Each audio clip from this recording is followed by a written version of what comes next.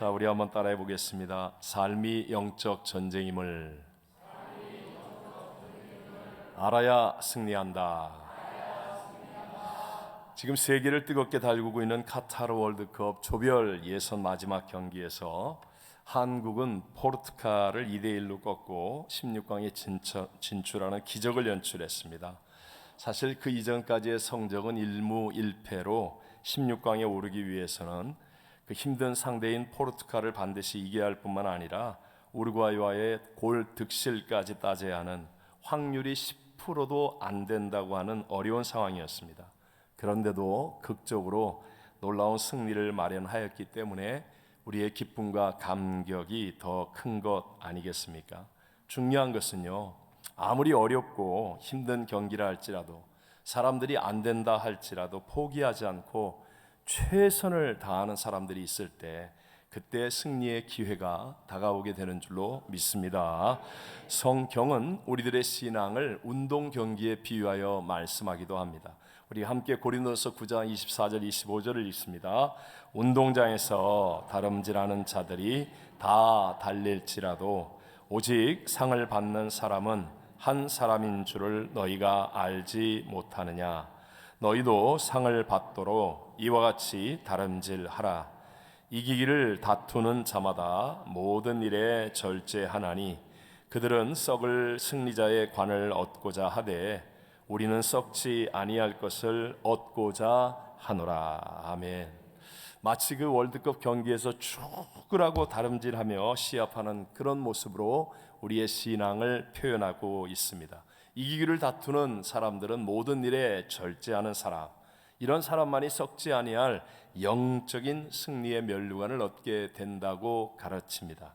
그런 의미에서 보면 우리의 신앙은요, 투쟁이고 전쟁과 같습니다. 아마도 지금 이 순간에 예배를 드리고 있는데 우리들의 마음속에 찬송을 크게 부를까 아닐까, 아니면 기도를 열심히 할 것인가 아닌가, 아멘 할 것인가 아닌가, 죄를 떠날 것인가 아닌가, 말씀을 순종할 것인가 아닌가, 오늘 저녁 예배에 또 나올 건가 아닌가, 이런 갈등, 이런 투쟁이 우리 안에서부터 일어나고 있죠. 반드시 이기는 자가 되어야 은혜와 복을 누리는 것 아니겠습니까? 자, 계시록 2장 11절 말씀을 같이 읽어봅니다. 귀 있는 자는 성령이 교회들에게 하시는 말씀을 들을지어다. 이기는 자는 둘째 사망의 해를 받지 아니하리라. 아멘. 둘째 사망이라는 것은 바로 영생 지옥을 의미하죠. 첫째 사망은 모든 사람에게 다 임하는 죽음으로 피할 수 있는 사람은 아무도 없습니다. 그러나 영원히 지옥의 불목 가운데 던져져서 고통당하는 이 둘째 사망만은 반드시 피해야 한다는 것입니다. 피할 수 있는 길은 바로 이기는 자는 둘째 사망의 해를 받지 아니한다라고 말씀합니다. 여러분, 천국은 패배하는 사람들이 가는 곳이 아니라 이긴 사람들이 가는 곳임을 믿으시기 바랍니다. 세례 요한의 때부터 지금까지 천국은 무엇을 당해요? 침노를 당하나니 침노하는 자는 빼앗니라 라고 성경은 말씀하고 있습니다. 천국은 똑똑하거나 착한 사람들이 가는 곳이 아닙니다. 아무리 도덕적이라 할지라도 영적으로 거듭나지 않아서 주님을 볼 수 없다면 그 사람은 천국 가지 못할 것입니다. 주님을 못 만나면 사실은 이기는 자가 될 수 없기 때문에 그렇습니다. 그리고 사람들이 그 주님을 만나지 못하는 이유는 영적인 세계가 있음을 알지 못하고 오직 세상의 이성이나 세상의 상식을 가지고만 접근하려고 하기 때문입니다. 약 2900여 년 전에 이스라엘의 북쪽 아람이라는 나라에는 전쟁을 좋아하는 베나닷이라는 왕이 있었습니다. 이 베나닷이 강력한 힘을 갖게 되니까 호시탐탐 이스라엘을 차지하고 싶어서 여러 번 철저한 계획을 세워서 침략을 했지만 이스라엘 나라에는 엘리사 선지자 때문에 단 한 번도 성공을 할 수가 없었습니다. 그러던 중에 엘리사 선자가 도단이라고 하는 아주 작은 성에 있다는 정보를 얻게 되었고, 그래서 말과 병거와 군사들을 보내어서 그 조그만 도단성을 밤새도록 겹겹이 포위했습니다. 이른 아침에 엘리사의 종 게하시가 일어나서 밖을 나와 보니 그 조그만 성 밖에 어마어마한 아람 나라의 군대가 겹겹이 진을 치고 있는 거예요. 너무나 놀라고 두려워서 엘리사 선지자에게 달려와서 숨이 넘어갈 것 같이 호들갑을 떨며 그 상황을 설명합니다. 그러나 여러분, 엘리사 선지자는 평안을 누리지 않습니까? 이유는 단 하나, 상황을 똑같이 보지만 그 뒤에 있는 영적인 세계를 알 수 있는 사람이기 때문에 결국은 그 영적인 세계를 바라볼 수 있는 능력으로 평안을 얻을 수 있고 종의 눈도 뜨게 하여서 그것을 보게 함으로 승리를 얻게 되었다는 것이죠. 함께 열왕기하 6장 16절 17절을 읽어봅니다. 대답하되 두려워하지 말라. 우리와 함께 한 자가 그들과 함께 한 자보다 많으니라 하고 기도하여 이르되 여호와여 원하건대 그의 눈을 열어서 보게 하옵소서 하니 여호와께서 그 청년의 눈을 여심해 그가 보니 불말과 불병거가 산에 가득하여 엘리사를 둘렀더라. 아멘. 아멘. 여러분, 혹시 오늘 우리들을 둘러싸고 있는 상황과 형편이 마치 도단성의 엘리야와 엘리사가 만난 상황과 비슷하지는 않습니까? 지금 우리를 포위하고 있는 코로나 이 팬데믹의 상황이 여러 변이 확산으로 인해서 언제 끝날지 모르는 두려움과 불편함으로 다가옵니다. 세계적인 경제 위기, 또 세상의 언론이나 인터넷을 통해서 날마다 부정적인 소식들이 우리를 둘러 진치고 있습니다. 점점 포위망을 좁혀오듯이 우리의 신앙까지도 어렵고 힘들게 하는 상황들이 점점 만들어지고 있습니다. 지난 주간에 우리 미국 상원에서 동성 및 인종 간 결혼의 권리를 성문화한 이른바 결혼 존중법. 참 원수마귀는 말을 잘해요. 이름을 잘 지어요. 정말 결혼 존중법. 누가 결혼을 존중하겠다는데 반대하겠습니까? 하지만 이 법은요, 결혼은 한 남성과 한 여성으로 이루어진다라고 하는 성경적 진리뿐만 아니라 인간의 보편적 진리를 믿는 기독교인 사업가들이나 신앙인들의 세상의 삶을 보호하지 못하도록 만드는 무서운 악법입니다. 이것은 지난 7월 달에 이미 하원을 통과했기 때문에 이제 곧 시행이 될 테인데, 정말 정신을 차리고 있는 복음주의의 사람들은 이제부터 미국에서 기독교 박해의 문이 열려진 것과 같다. 법이 정해지면요, 반드시 이 법이 우리를 올가매게 되어 있거든요. 정말 어려운 상황들이 펼쳐집니다. 유럽의 기독교는 차별금지법을 반대하지 않고 동성애를 인정한 후부터 쇠퇴 일로를 걷게 되었고요. 이제는 유럽이 거의 이슬람 국가처럼 변해가고 있습니다. 대표적인 기독교 국가, 우리나라에 복음을 전해주었던 영국도 이제 총리가 힌두교인이고 런던 시장은 이슬람 교도입니다. 지금 아프리카에서는 기독교인 학살이 점점 더 심각하게 늘어나고 있습니다. 앞으로 복음을 대적하는 일이 점점 더 많아져서 우리 예수 믿는 사람들이 어쩌면 더 힘들고 어려운 상황 속에서 살아가야 할 시대가 가까이 다가오게 있는지도 모릅니다. 자, 이런 상황에서 우리는 과연 정말 이기는 자가 될 수 있겠습니까? 혹시 오늘 예배를 드리는 분들 가운데 과연 나는 믿음으로 이기는 자가 될 수 있을까? 이런 마음의 불안과 의심을 갖는 분이 있을지도 모르겠습니다. 자, 오늘 저는 삶이 영적 전쟁임을 알아야 승리한다라는 제목을 가지고 이 시대를 살아가고 있는 우리들에게 주시는 두 가지 하나님의 은혜를 함께 나누고자 합니다. 첫 번째, 승리하려면 먼저 영적 전쟁이 있음을 알아야, 영적 전쟁이 있음을 알아야 승리할 수 있습니다. 자, 오늘 본문 34절을 같이 한번 읽어볼까요? 내가 세상에 화평을 주러 온 줄로 생각하지 말라. 화평이 아니요 검을 주러 왔노라. 예수님께서 지금 하고 계신 말씀이잖아요. 아니, 예수님이 화평을 주러 오신 것이 아니라니 오히려 검을 주러 왔다는 말씀, 뭔가 조금 부담스럽고 이상한 느낌도 들지 않습니까? 산상수훈의 그 위대한 팔복의 말씀 7번째 말씀이 화평하게 하는 자는 복이 있나니 그들이 하나님의 아들이라 일컬음을 받을 것이라고 말씀하신 분이, 가르쳐 주신 분이 예수님인데 너무나 대조적이고 좀 이상하다는 생각이 들지 않습니까? 자, 오늘 본문의 이 말씀은요, 세상이 추구하는 화평, 즉 가짜 평화를 깨뜨려야 한다라는 의미를 가지고 있습니다. 가짜 평화가 무엇이겠습니까? 우리가 잘 아는 누가복음 15장에 나오는 탕자의 이야기를 아시죠? 아버지의 품을 떠나 집을 떠나서 그래서 탕자가 돼지 우리 안에 있을 때 누리는 평화, 돼지 우리 안에서 그가 쥐엄나무의 열매라도 배부르게 먹을 수 있었으면 이 탕자는 일어나 아버지께로 돌아오지 않았습니다. 그러니까 돼지 우리 안에서 먹을 것을 먹고 있다고 생각하는 그런 평화, 그런 화평을 깨겠다는 것입니다. 누가복음 12장에 나오는 어리석은 부자의 평화, 밭에 소출이 많아지니까 곡간을 더 짓고 그 다음에 평안히 쉬고 먹고 마시고 즐거워하자, 그러면서 이게 참된 평화인 줄 알았는데, 그런데 주님이 말씀하잖아. 이 어리석은 자야, 오늘 밤에 네 영혼을 내가 거두어갈 텐데 너 졸지에 지옥 가게 될 텐데 이게 무슨 평화냐. 바로 이런 것이 가짜 평화라는 것입니다. 그러므로 예수님은 영생을 위해서 깨어 있도록 하기 위해서 먼저 우리에게 가짜 평화를 깨어뜨려 주시는 검을 주신다는 거예요. 가짜 평화가 아니라 말씀의 검을 사용하는, 그래서 영적 전쟁에서 이기는 참된 평화를 저와 여러분에게 주시기를 원하시는 줄로 믿습니다.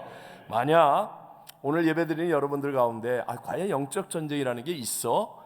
혹시 나는 이런 거 잘 몰라, 나는 영적 전쟁의 승리를 경험해 본 적이 없는 것 같은데, 그래서 알기를 원한다면 저는 확실하게 여러분에게 권면할 수 있는 것이 영혼을 구원하는 전도나 선교를 해보라고 권합니다. 그러면 정말 누구든지요, 영적 전쟁이 확실히 있다는 것과 승리의 기쁨이 얼마나 놀라운 것인가를 경험할 수 있게 된다는 거죠.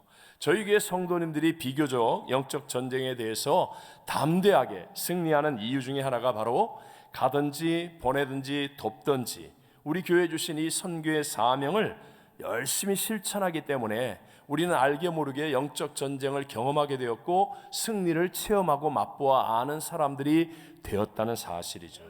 한국의 한 목사님의 간증입니다. 이분이 젊은 시절 대학생 때 나름대로 소명을 받으셨어요. 그래서 다음 세대를 위해서 내가 헌신하리라. 그래서 교육학을 전공해서 졸업한 다음에 정말 어려운 고등학교에 일부로 가셨습니다.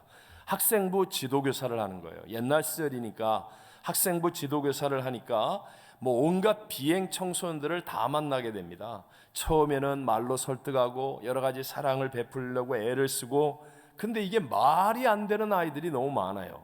그러다 보니까 자꾸 엄하게 지도해야 되겠다 그러면서 엄하게 하다 보니까 어느 날 몽둥이를 들고 말 안 듣는 아이를 때리고 있는 거예요. 때리는데 놀랍게도 이 맞는 아이가 맞으면서 좀 아이고 아야 그러면서 넘어지거나 꼬꾸라지거나 좀 그래야 되는데 몽둥이로 때리는데도 흐트러짐이 없으니까 더 열이 받아가지고 막 때리는 자기 자신을 발견한 거예요. 때리면서 쾌감을 느끼고 있는 자기를 발견하고, 아니 도대체 이게 뭐지? 너무너무 무서운 생각이 들더라는 거예요. 그래서 바로 그 길로 교회로 달려가서 밤새도록 하나님 앞에서 울면서 기도하는 거예요. 회개하는 겁니다. 아니 도대체 내가 아이들의 영혼을 사랑하여서 다음 세대를 위해 헌신하겠다고 이 사명의 길을 간다고 갔는데 지금 내 모습은 몽둥이를 들고 패고 있는 모습이 이게 도대체 무엇입니까? 영적인 전쟁이 있다는 사실을 깨닫게 된 것입니다. 그리고 간절히 기도하고 자신과 마귀를 이기게 하시는 주의 은혜를 경험하고, 그래서 훌륭한 목사님의 길을 가면서 간증하신 내용이 또한 은혜가 되었습니다. 여러분 가운데 혹시 내가 열심히 믿음 생활을 해보려고 하는데 정말 여러 가지 생각지도 않았던 시험과 문제들이 다가온다고 생각하십니까? 그것이 부부 사이 또는 가정 자녀 관계의 문제이든 또는 건강의 문제이든 경제적인 문제이든 여러분 명심하십시오. 그 배후에는 반드시 악한 영이 역사하고 있음을 꿰뚫어 볼 수 있는 은혜가 있게 되시기를 바랍니다. 여러분 일반적으로 얘기하면 요즘은 교회마다 분열병을 앓고 있잖아요. 기독교인들이 모이는 단체마다 더 시끄럽습니다. 더 주장이 많고 권리가 많고 더 시끄럽습니다. 뭔가 잘못된 것 같지 않습니까? 왜 여러분 우리가 일반적으로 생각할 때 우리 교회는 여러분들이 이런 거 잘 모르겠지만 이렇게 밖에 나가면 왜 교회에 예수 믿는 목사와 장로가 싸워야 합니까? 아니 다 예수를 믿고 십자가에서 용서받았고 구원받았다고 하는 성도들끼리 왜 이간질을 하고 분열을 하고 고소를 하고 싸워야 한단 말입니까? 거짓의 아비인 원수 마귀는요, 성도들을 이간질해서 분열케 하는데 천재와 가까워요. 그래서 영적 배후의 이 영적인 전쟁을 깨닫지 못하면 그럴듯한 명분에 붙잡혀서 다 하나님을 위하고 교회를 위한답시고 엉뚱한 일을 하는 거예요. 자기에게 힘이 생기고 자기를 지지하는 사람이 생기면 알게 모르게 편가르기가 시작되어지고, 그러는 사이에 마귀는 아주 작은 오해, 아주 작은 것들을 우리 마음의 생각 속에 심겨주는 거예요. 그러고 나서 생각이니까 괜찮겠지, 내가 아직 아무것도 안 했으니까 탈이 없겠지, 그러다가 나중에는 걷잡을 수 없는 분쟁과 분열에 빠져서 그 뒤에서 웃고 있는 원수 마귀의 종이 되어버리고 마는 것입니다. 여러분, 정신을 바짝 차려야 됩니다. 성경은 우리에게 분명히 말씀하죠. 야고보서 4장 7절을 읽어봅니다. 그런즉 너희는 하나님께 복종할지어다. 마귀를 대적하라. 그리하면 너희를 피하리라. 아멘. 성경을 읽으면서 참 이렇게 도전과 이게 깨달음이 되는 건, 성경에는 여러분 형제를 미워하라는 말 없습니다. 한마디도 안 나옵니다. 형제가 아무리 잘못해도 원수라도 저주하지 말고 미워하지 말고 사랑하고 축복하라고 말씀합니다. 그런데 또 반대로 마귀를 용서하라는 말은 한 번도 안 나옵니다. 한 번도 안 나와요. 여러분, 우리가 얼른 생각할 때 마귀도 좀 용서해서 재생시켜서 사용하면 좋지 않겠습니까? 좀 기회를 줘가지고 좀 어떻게 회복시키면 좋을 것 같지 않습니까? 그런데 하나님은 이 마귀와 사탄에 대해서는요, 한치의 용서도 허락하지 않습니다. 용서하라 이런 얘기가 안 나옵니다. 그러니까 우리 정신 똑바로 차려야 돼요. 하나님이 그렇게 말씀하는 원수 마귀와 우리가 타협해서 살면 평화를 누릴 수 있을 것이라고요? 그런 거짓말에 속지 마십시오. 나는 원수 마귀의 시험을 이길 수 있을 거라고요? 그런 거짓말에도 속지 마십시오. 수제자 베드로도 예수님을 결국 부인하고 저주하며 도망쳤습니다. 가룟 유다는 은 30냥이 예수님을 팔아치웠습니다. 아나니와 삽비라 엄청난 헌금을 했지만 그 순간에도 마귀가 주는 생각을 이기지 못하여 결국은 그 자리에서 죽고 말았습니다. 천하의 다윗도 부하장수 우리아의 아내와 간음하고 충성스러운 부하를 죽게도 만들었습니다. 마귀의 시험을 이길 수 있는 사람은 없습니다. 그러니까 우리가 해야 될 일이 뭐예요? 하나님이 말씀하시는 대로 그대로 순종하여 마귀는 대적하는 거예요. 영적인 전쟁이 있음을 알고 내가 감당하지 못할, 이해하지 못할 이상한 일들이 다가오면 하나님 앞에 엎드려서 예수의 이름으로 마귀를 대적하고 원수 마귀를 이기겠다는 결단을 갖는 참 믿음의 사람이 되시기를 바랍니다. 자, 그럼 두 번째, 영적 전쟁에서 승리하려면 예수님과의 동행에 집중해야 됩니다. 다시 한번, 예수님과의 무엇에? 동행. 예수님과의 동행에 집중해야 합니다. 영적인 전쟁은 하나님 그리고 나 그리고 원수 마귀가 있기 때문에 당연히 생길 수밖에 없는 전쟁입니다.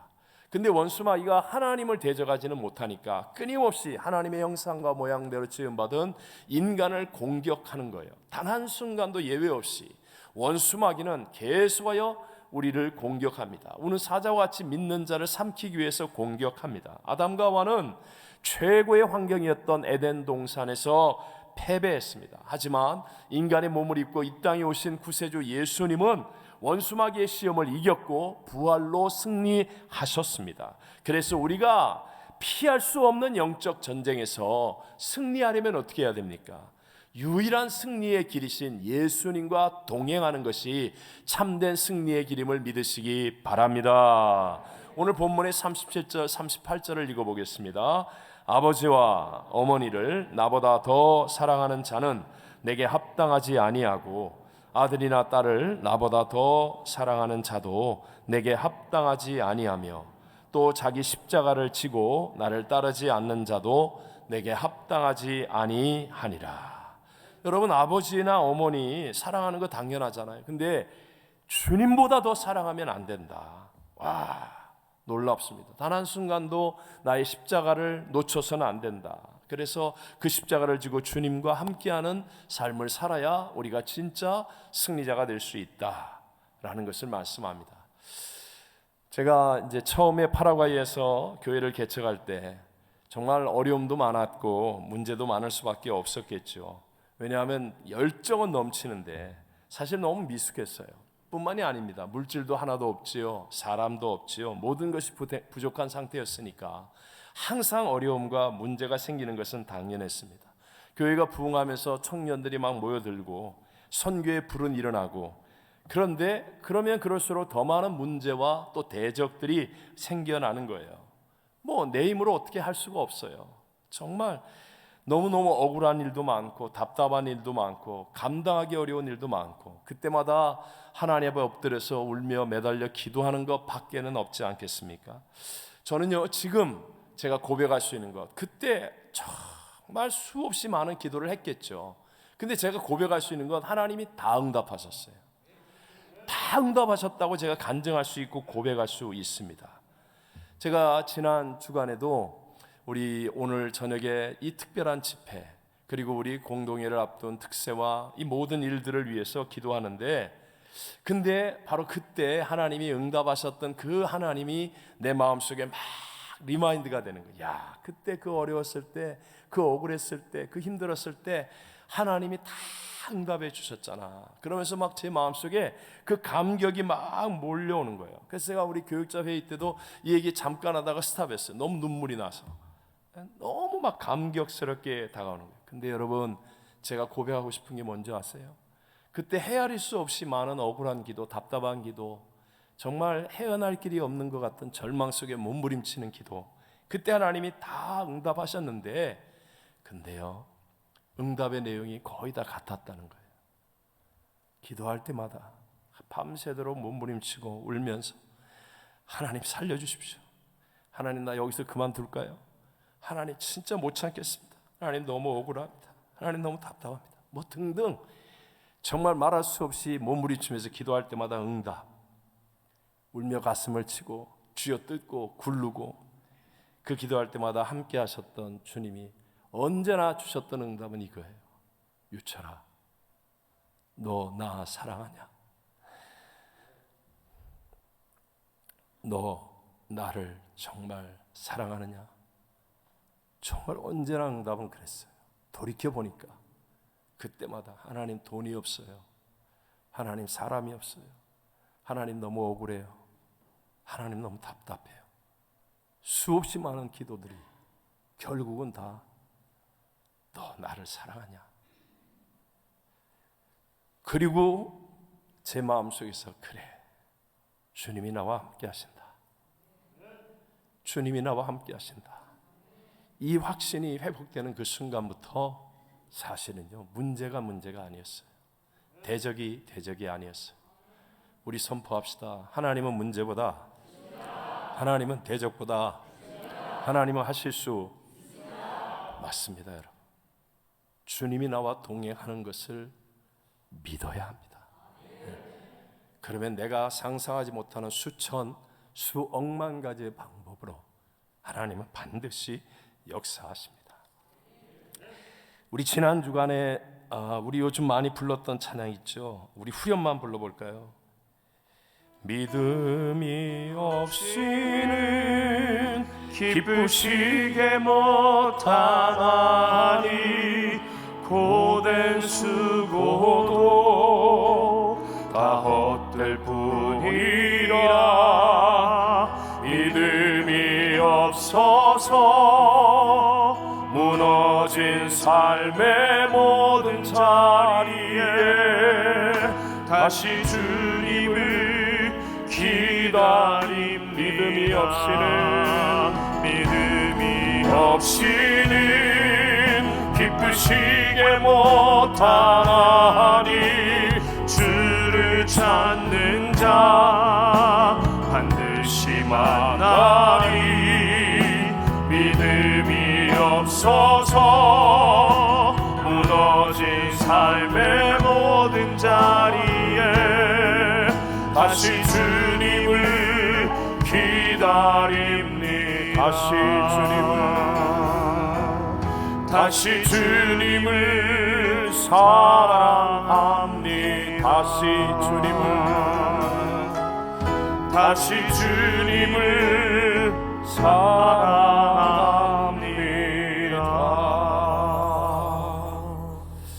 우리 요한일서 5장 4절 말씀을 함께 한번 읽어보겠습니다. 무릇 하나님께로부터 난 자마다 세상을 이기느니라.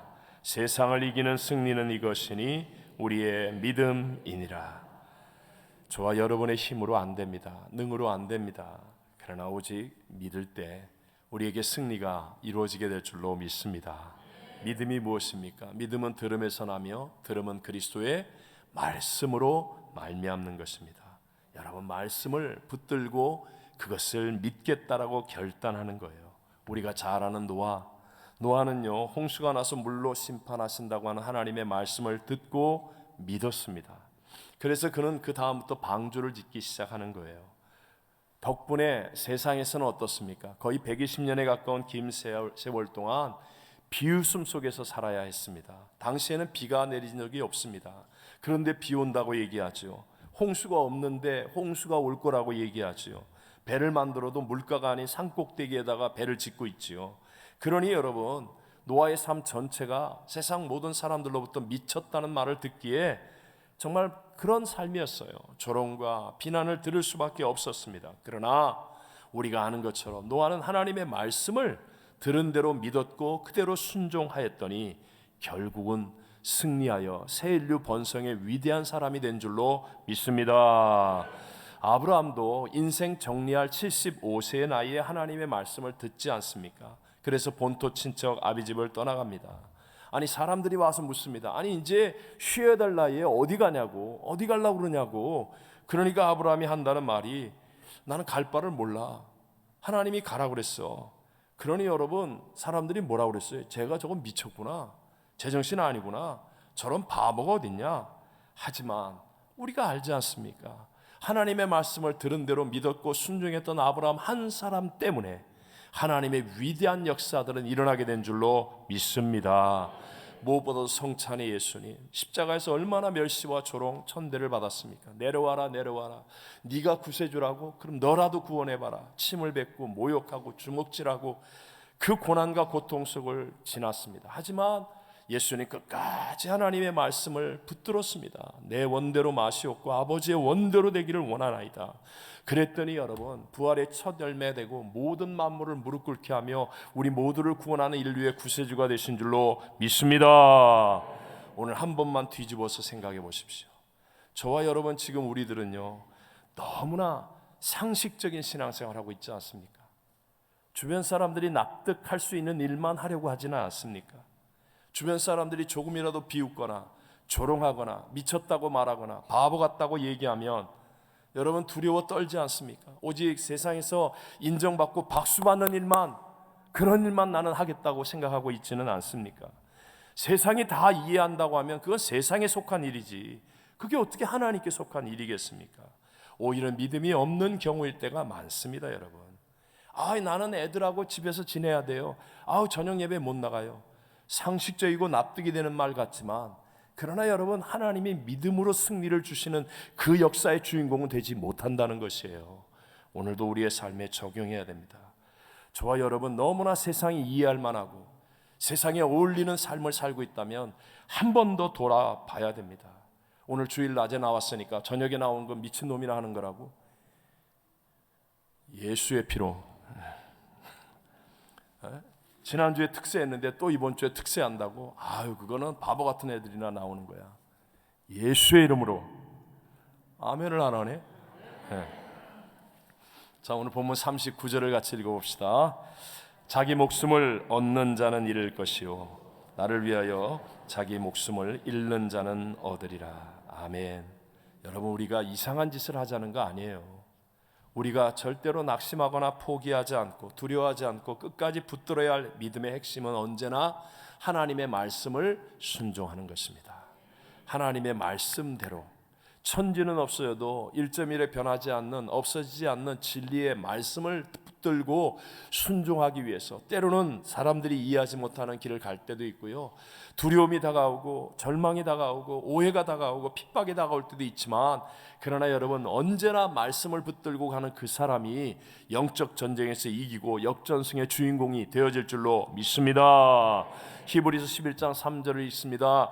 믿음으로 모든 세계가 하나님의 말씀으로 지어진 줄을 우리가 아나니 보이는 것은 나타난 것으로 말미암아 된 것이 아니니라. 아멘.